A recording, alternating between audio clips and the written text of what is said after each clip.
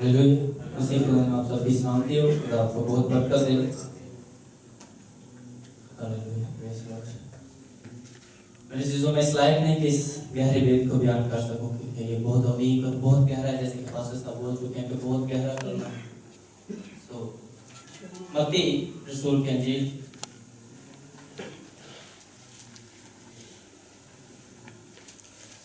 उसका 28 बाब और उसकी 46 आयत। और तीसरे पहर के करीब यीशु ने बड़ी आवाज से चिल्लाकर कहा, एली एली लमा शबक्तनी, यानी ऐ मेरे खुदा तूने मुझे क्यों छोड़ दिया। आमीन। 1 मिनट के लिए आंखें बंद करें। तो आप खुदा मैं आपका शुक्रगुजार हूं खुदा इस वक्त के लिए जो आपने जिंदगी में अता किया। खुदा अजीम पाक खुदा मैं कुछ नहीं आपके रोके सिवा खुदा मेरा चार्ज आप लोग खुदा मेरा मुंह पर मेरी जुबान में पाक खुदा मैं जो कुछ बोलूं आपके वसीला से आपके वसादत से बोलूं खुदा अजीम, खुद से नहीं बल्कि आपके पाक रूह की रहनुमाई से बोलूं खुदा। मुझको अल्फाज का ज़हीरा अता कर ताकि इस गहरे वेद को बयान करूं यीशु मसीह नासी के नाम में। आमीन। Hallelujah hallelujah hallelujah. सो मेरे जीजो यहाँ एक क्वेश्चन है कि ऐ मेरे खुदा तूने मुझे क्यों छोड़ दिया। सभी बिलीवर है सॉरी, क्या खुदा यहोवा खुदा ने खुदा यीशु मसीह को छोड़ दिया था या नहीं। स्लीप पर छोड़ दिया, मेरा मानना है कि छोड़ दिया था, क्योंकि बाइबल मुकद्दस में जब हम पढ़ते हैं तो उस चीज पर हम गौर करते हैं, मेडिटेशन करते हैं, तो उसका रिजल्ट ये मिलता है कि खुदा ने उसे छोड़ दिया था। अगर खुदा यीशु मसीह को ना छोड़ते तो खुदा यीशु मसीह की जान ना जाती। और खुदा यीशु मसीह को खुदा यहोवा खुदा ने क्यों छोड़ा था, उसका जवाब हमें मिलता है हबक्कूक की किताब, हबक्कूक नबी का सीफा है 1 बाब और 13 आयत में लिखा है कि तेरी आंखें ऐसी पाक हैं कि बदी को नहीं देख सकती।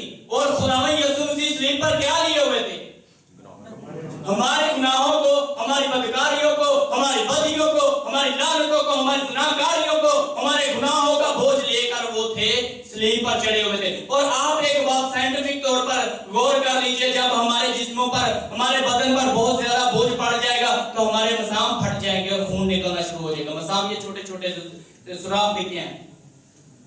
तो जब हम लूका रसूल की इंजील पढ़ते हैं तो 22 बाब से 22 बाब की 46 आयत से जब हम पढ़ते हैं तो 40 से 46 तक, तो खुदा यीशु मसीह जिस रात को पकड़वाने को थे तो उनको पता था, और रोटी लेकर उसके खाने के बाद वो क्या किया कि जब वो जैतून के पहाड़ की तरफ गए और वो लिखा है कि वो पत्थर का एक टिप्पा आगे ही बढ़ा था, मतलब एक कदम ही आगे बढ़े थे और वहां ही वो झुक के घुटने टेककर वो दुआ करने लगे, रोने लगे कि ऐ बाप अगर हो सके तो ये प्याला मुझसे टल जाए, ये प्याला मुझसे हटा ले, तो भी मेरी नहीं बल्कि तेरी मर्जी पूरी हो। तो लिखा है कि उसका जो पसीना तो वो क्या निकल रहा था, खून की बूंदों की मानद। तो मतलब कि जब खुदा यीशु मसीह के जिस्म पर हमारे पापों का, हमारे गुनाहों का, हमारी बदियों का, बदकारियों का, लानतों का, झूठों का बोझ था, तो वो उस बोझ पे तले दब चुके थे, वो उस बोझ के नीचे पिस रहे थे, वो उस बोझ के नीचे कुचले जा रहे थे। तभी तो खुदा यीशु मसीह ने कहा कि मेरी नहीं बल्कि आपकी मर्जी पूरी हो। फिर भी अगर ये बोझ मुझसे टल जाए, ये प्याला मैं नहीं पीना चाहता खुदा अजीम, लेकिन अगर आप चाहते हो तो मैं आपकी रजा के लिए पीऊंगा। हालेलुया। उन्होंने बाप की मर्जी को पूरा करने के लिए खुदा यीशु मसीह इस दुनिया पर आए। तो जब हम इस चीज को देखते हैं कि वो बाप की मर्जी को पूरा करने के लिए आए और हमारी बदकारियों को उन्होंने उठाया। यशायाह 53 बाब जब पढ़ते हैं तो बहुत खूबसूरत लिखा हो, 4 आयत में से जब हम पढ़ना शुरू करते हैं तो लिखा तो भी उसने हमारी मुशक्कतें उठा ली और हमारे गमों को बर्दाश्त किया, पर हमने क्या समझा उसको, खुदा का मारा कूटा और सताया हुआ समझा। हमने उसको खुदा का मारा कूटा और सताया हुआ समझा। हालांकि क्या हुआ था, हमारी ही खताओं की खातर क्या हुआ, घायल हुआ, और हमारी ही बदकारी की खातर वो कुचला गया, और हमारी सलामती के लिए उस पर क्या हुई, सियासत हुई, ताकि उसके मार खाने से रूहानी शिफा पाए। जिस्मानी तौर पर तो आज भी डायबिटीज है, कैंसर है, जो भी है, जो भी मतलब कि टीबी की बीमारी बहुत कुछ है, लेकिन रूहानी तौर पर वो हमको शिफा देना चाहता था अपना पाक लहू के वसीले से। और आगे जब हम 10 आयत पढ़ते हैं तो क्या लिखा है, खुदा को पसंद आया कि उसे कुचले। ये खुदा की मर्जी थी कि वो हमारे गुनाहों की खातिर उसने बेटे को भेजा। खुदा ने दुनिया से ऐसी मोहब्बत रखी, यूहन्ना की इंजील 3:16 जब पढ़ने, खुदा ने दुनिया से ऐसी मोहब्बत रखी कि अपना इकलौता बेटा बख्श दिया ताकि जो कोई उस पर ईमान आए हलाक ना हो बल्कि हमेशा की जिंदगी पाए। तो खुदा किसी की हलाकत नहीं चाहता बल्कि हमको हमेशा की जिंदगी देना चाहता है। सो यही है कफारा, यही है कफारा। ये जो कफारा लफ्ज़ इसके बारे में थोड़ा सा बयान करता है जो मेरी नाक़िस अक़ल के मुताबिक जो मुझे पता है। कफारा लफ्ज़ जो है कुफर, फारसी, हिंदी और अरबी 3 ज़बानों का मजमुआ लफ्ज़ कुफर से निकला हुआ है। कुफर किसी चीज को डिनाई करना, ना मानना या उसको कहना कि गलत है, झुठला देना, और उससे निकला है कफारा। कफारा का मतलब जब हम लेते हैं तो मोस्टली हम सब यही कहते हैं कफारा का मतलब है कि कीमत से खरीदे हुए। नहीं, इसका लफ्जी मतलब ये है कि ढांप देना, छुपा देना, परे कर देना, किसी चीज को हटा देना। और खुदावंद यीशु मसीह ने सलीब पर जो खून बहाकर क्या किया, मेरे और आपके गुनाहों को ढांप दिया। हालेलुया। मेरे और आपके गुनाहों को खुदावंद यीशु मसीह ने सलीब पर जान देकर ढांप दिया। सो यही है कफारा। वो हमारे गुनाहों का, जब हम यूहन्ना की पहला खत और 2 बाब और 24 आयत पढ़ते हैं, 2 आयत पढ़ते हैं, तो क्या लिखा हुआ है कि वो हमारे गुनाहों का कफारा है। हमारे ही नहीं बल्कि तमाम दुनिया के गुनाहों का क्या है, कफारा है। खुदा यीशु मसीह हमारे लिए इस दुनिया में निजात लेकर आए, माफी लेकर आए, मोहब्बत लेकर आए, और सबसे बड़ी बात हमारे गुनाहों का कफारा बनकर आए। वो हमारे गुनाहों को ढांपने के लिए।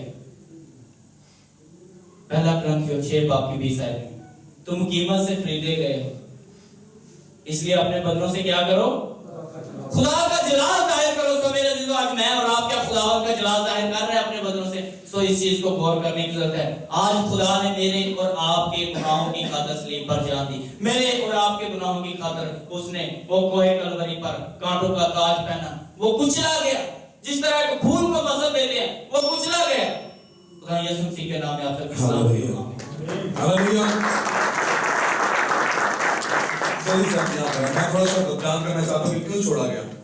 तो यहाँ पर खड़े हुए शख्स यहाँ पर ध्यान कर रहे हैं। बाद की किताब में लिखा है कि सरदार काहिनों ने क्या किया, 2 बर्रे ले और एक बर्रे को क्या किया, उन्होंने 2 चिट्ठियां डाली।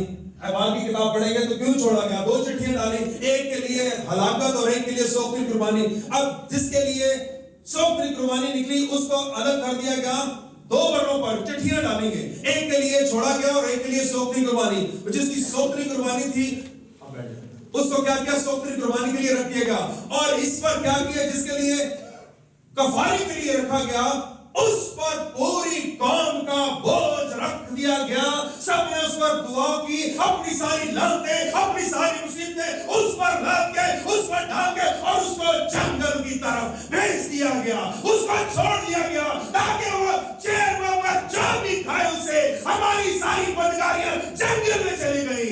इसलिए देखे खुदा यीशु मसीह ने जब 40 दिन 40 रात रोजा रखा, छोड़ा गया वो ताकि इब्लीस से आजमाया गया। इसलिए मेरा और आपका खुदावंद छोड़ा गया ताकि इब्लीस से आजमाया जाए। पूरी कौम की बदकारियां उस पर लाकर छोड़ दिया गया, लेकिन खुदा का रूह था जो उसे वापस लेकर आया। हालेलुया। आगे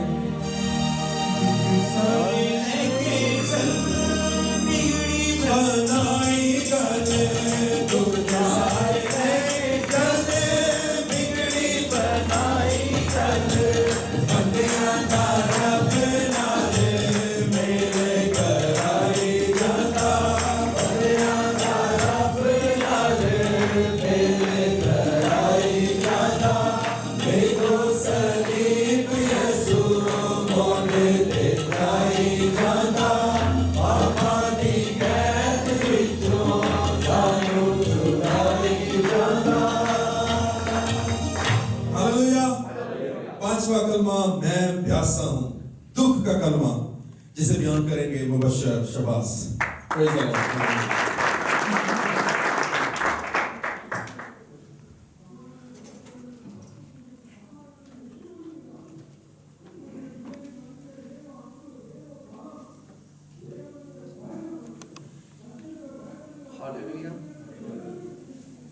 हालेलुया। हालेलुया। मसीह यीशु में आप सबकी सलामती हो। आमीन।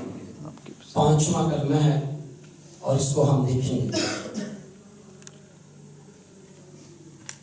मत्ती यूहन्ना की अंजील है और उसका 19 बाब है और उसका 28 आयात है। इसके बाद जब यीशु ने जान लिया अब सब बातें तमाम हुई ताकि निविष्टा पूरा हो, कहा मैं प्यासा हूं। दो बातें यहां पर हमें मिलती हैं। एक तो तमाम हुआ और दूसरा लफ्ज मैं प्यासा हूं। तमाम हुआ यानी जो खुदा बाप ने, पाक यहोवा ने, हमारे रब ने जो भी काम मेरे और आपके मसीहा के जुमे लगाया था, बताया था, उसको पूरा किया। ये काम सारा कुछ इंसान की निजात के लिए था। निकाली नहीं हुई यहां पर। कभी कभी मां बाप अपने बेटे को कोई चीज कह दे तो नकारी कर देते हैं, लेकिन कलाम में लिखा है कुर्बानी चढ़ाने से हुक्म मानना बेहतर है। यह तमाम हुआ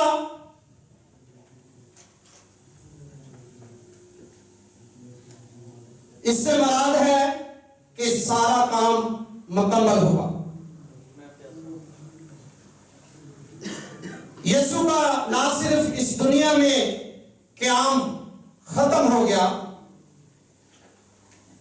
बल्कि वो काम पूरा हुआ जिसके लिए खुदा ने उससे भेजा था।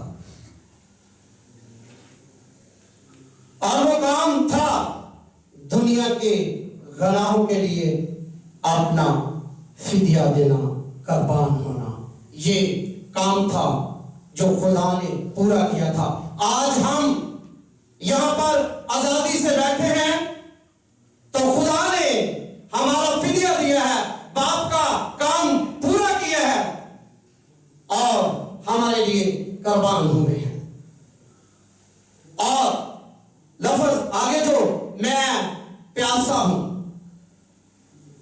खुदावन समुद्रों का मालिक हो, दरियाओं का मालिक हो, नदियों का मालिक हो, सारे आसमान के पानी उसके हो, सारे जमीन के पानी उसके हो, सारी पानियों का मालिक होकर आज कह रहा है मैं प्यासा हूं।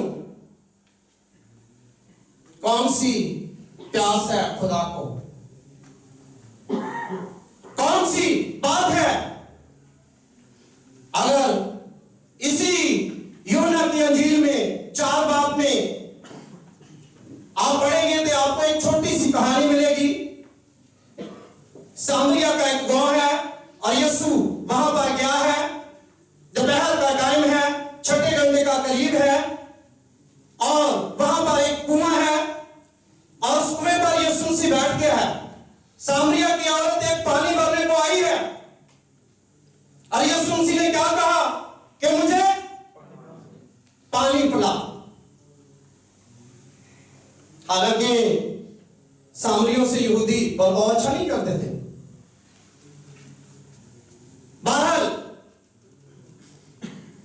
उसने कहा कि मैं तुझे पानी, यीशु मसीह ने कहा मुझे पानी पिला। उसने कहा तू यहूदी होकर सामरियों से पानी क्यों करता है?